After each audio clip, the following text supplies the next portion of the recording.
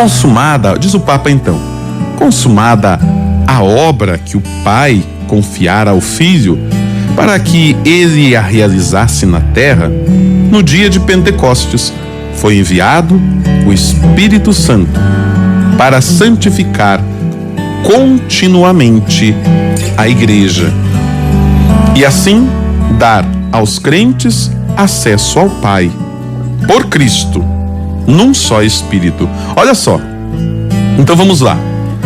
A obra foi consumada. De que forma?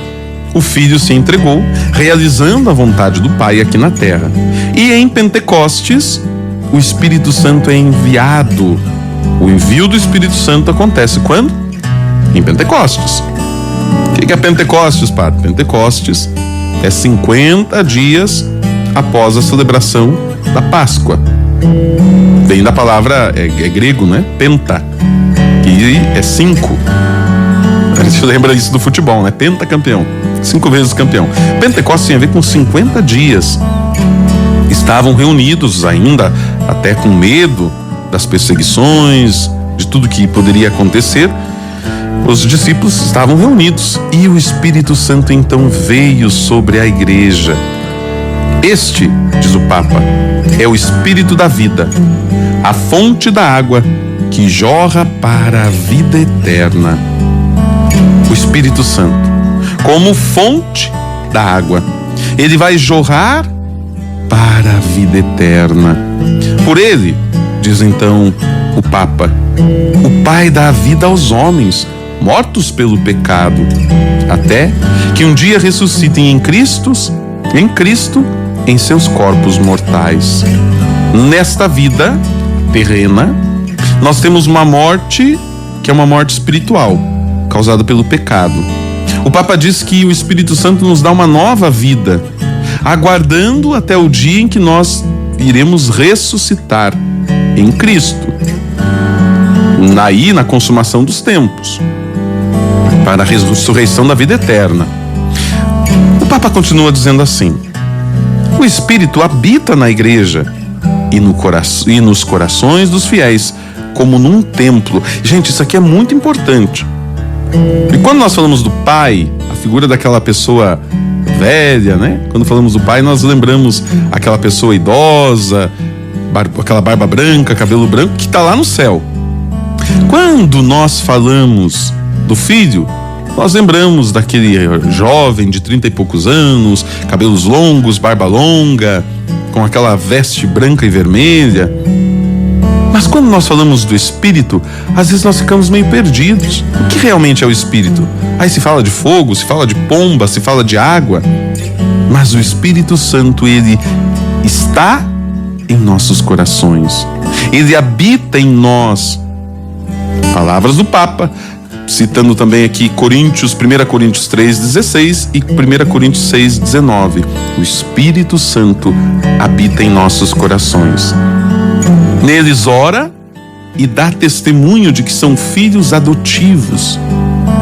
O Papa ainda diz assim: leva a igreja ao conhecimento da verdade total. Quem nos conduz à verdade é o Espírito Santo. Nós precisamos confiar nesta realidade. Não são os nossos raciocínios, não são as nossas investigações. A verdade, quem nos conduz à verdade total, é o Espírito Santo, unificando-a na comunhão e no ministério.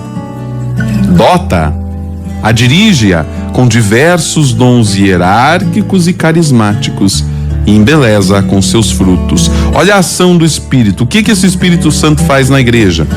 Vai unificar na comunhão e também no ministério, vai dotando e dirigindo os seus dons, que podem ser hierárquicos ou carismáticos.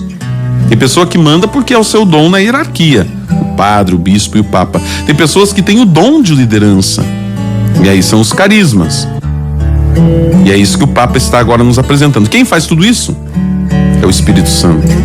Vamos em frente. O Espírito Santo, diz o Papa, faz ainda rejuvenescer a igreja com a força do Evangelho. A igreja nunca envelhece, é rosto sempre de uma jovem. Por quê? Porque o Espírito Santo realiza. Olha, o Espírito Santo é cirurgião plástico da igreja, né? Ele rejuvenesce a igreja com a força do evangelho. Não é com a força do bisturi, não é com a força do botox, mas é com a força do evangelho. Renova continuamente e eleva a união consumada com o seu esposo, que é o Cristo. Pois o Espírito e a esposa dizem ao Senhor: vem. O Papa citando aqui Apocalipse, capítulo 22, 17. Assim, aparece a igreja inteira como povo congregado na unidade do Pai e do Filho e do Espírito Santo. Veja, exatamente esta questão que nós gostaríamos de chegar. A igreja inteira está, então, aqui na terra, não está sozinha, mas segue guiada e conduzida na unidade com o Pai, o Filho e o Espírito Santo.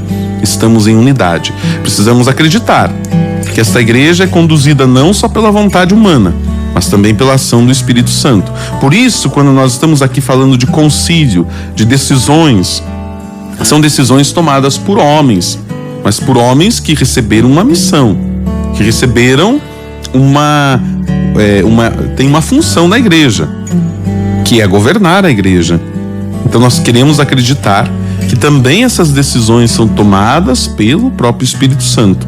Por isso, como igreja, acolhemos e renovamos a nossa adesão à Igreja de Jesus Cristo, à Igreja Católica, e as decisões também do Concílio Vaticano II.